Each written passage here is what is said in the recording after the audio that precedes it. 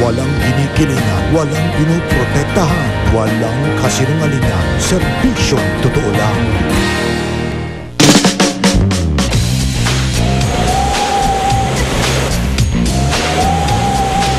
Ako pong inyong kapuso, Jessica Soho. Ngayong gabi, gamit pamparelax ng katawan, tubig, water therapy.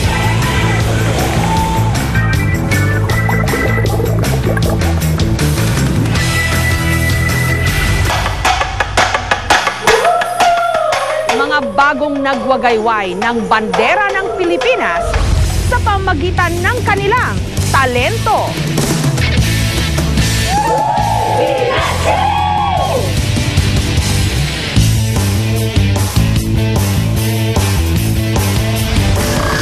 Kaya nyo bang magtiis ng hirap alang-alang sa kagandahan? Ito yung pinakamasakit, pero no choice, sacrifice.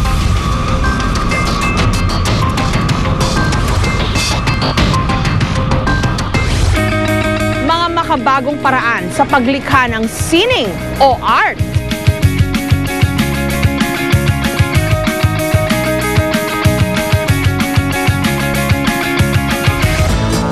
At mga gumagapang na biyayang hatid ng kalabasa.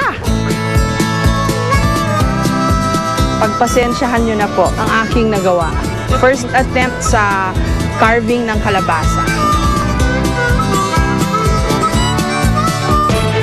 Successful rescue operation. Ay sinasamahan natin sila habang sila ay papunta sa Fort Bonifacio. Just one of the many hotels here in Tuguegarao. Nabugbog na ang buksingero si Andagan. Accept the Peabody as Jessica Soho. Then we dedicate this award. Silver Screen Award for Jessica Soho. Thank you, God, for this honor. Napakalayo ng nilakbay ni Barack Obama.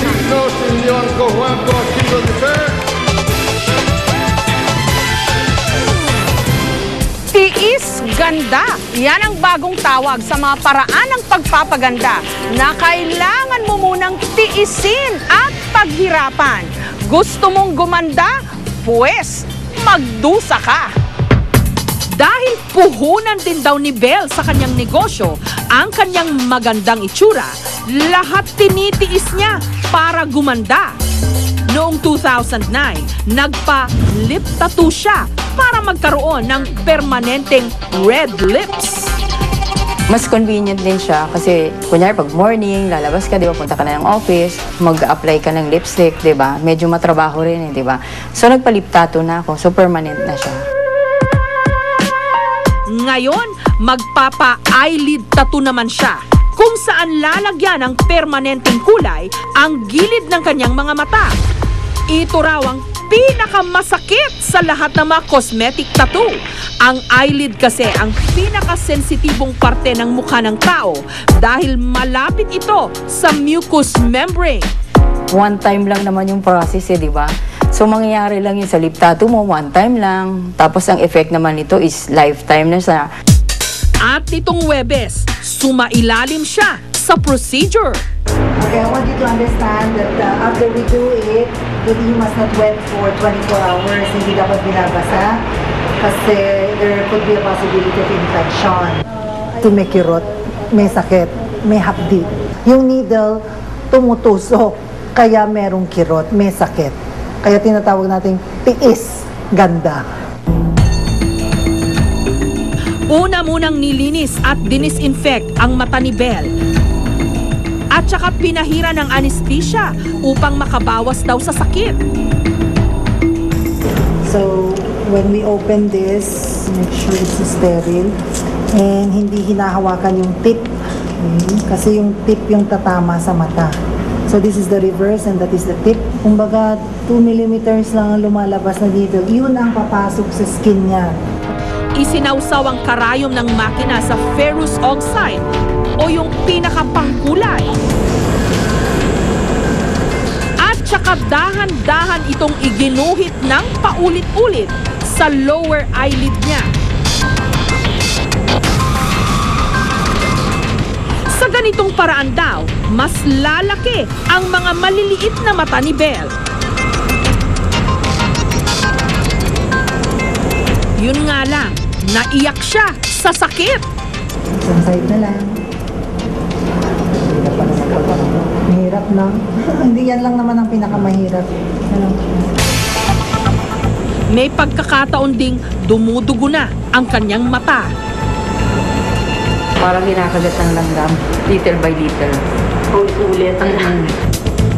Ang prosesong ito, 4,000 pesos kada pares ng mata.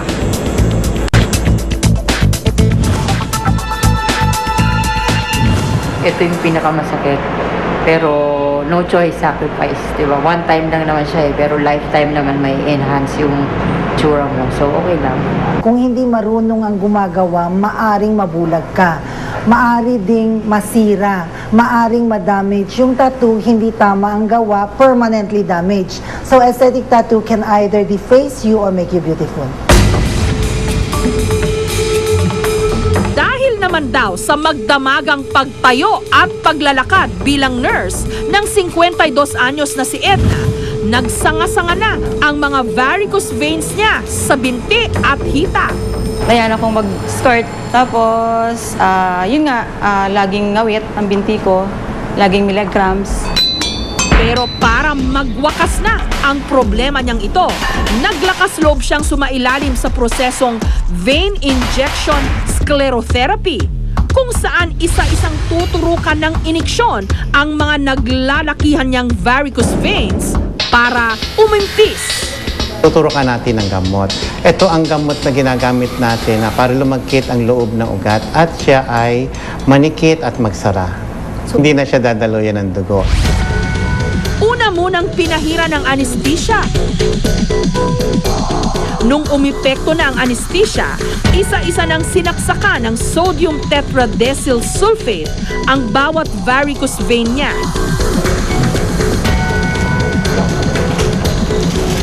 Ang dami ng gamot na itinuturok, depende raw sa laki ng ugat. Maya-maya lang, napapikit at napaaray si Edna.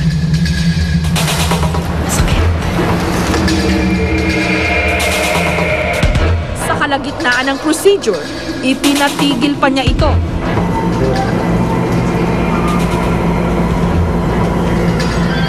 Hindi na raw kasi niya kaya ang sakit. Kaya nagpa-schedule na lang ng pangalawang session. Siguro susunod na kasi yung sunod-sunod na injection. Ang ganitong mga pagtitiis sa ngalan ng kagandahan, nakaugat sa kultura ng maraming bansa.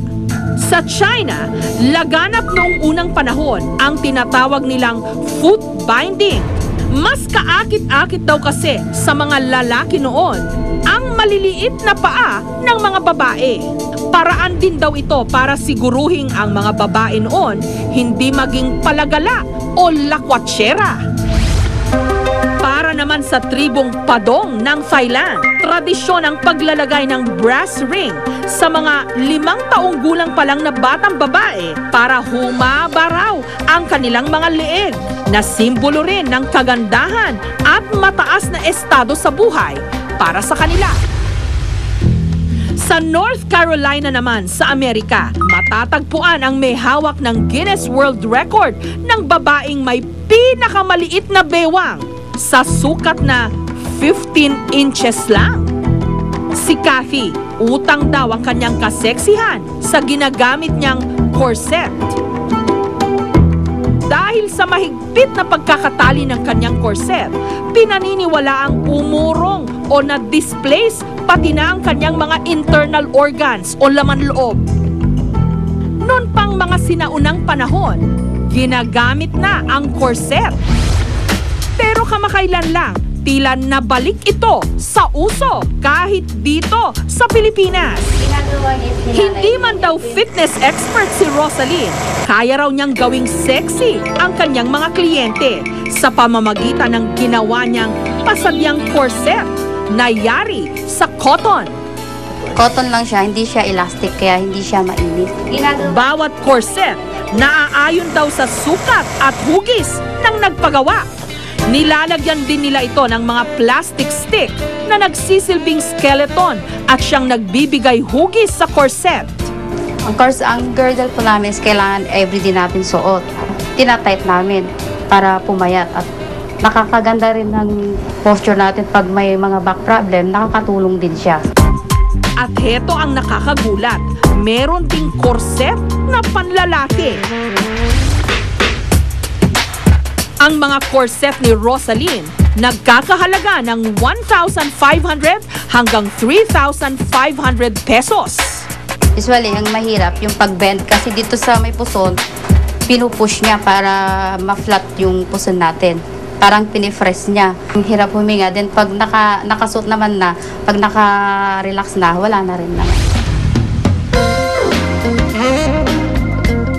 Ang 24 anyos na si Chris, aminadong gumagamit ng corset para raw maitago ang mga taba. Nahirapan po akong huminga, ganun. Nahirapan kumilos, ganun po. Tsaka hindi ka makaka-bend po talaga. Pero sulit naman daw dahil ang kanyang 30 inches na waistline nagiging 27 inches lang kapag siya'y naka-corset. Maliban sa pinaliliit daw ng corset ang kanyang tiyan, napipilitan din daw siyang maghinay-hinay sa pagkain. Ginagamit ko siya pag umaga para konti lang yung makakain mo, parang busog ka na. Ganon siya, parang nasusuka ka na pag kumakain ka ng marami. Iba naman ang tinitiis ni Grace. Dahil 5 feet lang siya, araw-araw siyang nagsusuot ng 5-inch stilettos. Tuwing papasok ng eskwelahan, may mga pagkakataon pang araw na nawawalan siya ng balanse kapag hindi patag ang daan at mahaba ang lakaran.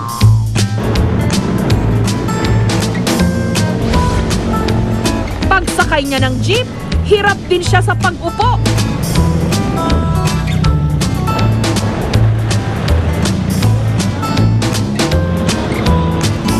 Pero ang pinakamasakit daw sa lahat, ang umakyat ng hagdan ng overpass.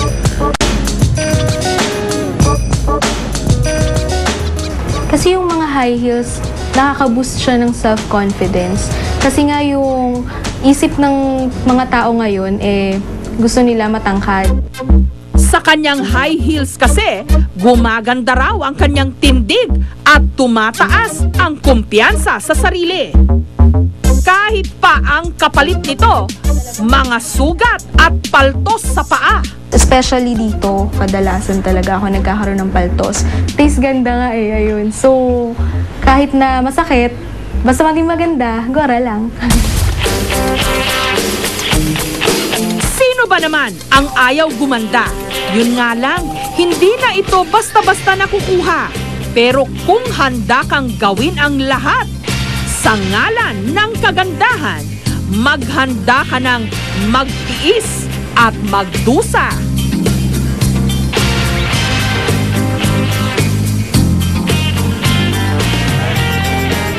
Susunod, mga makabagong paraan sa paglikha ng sining o art.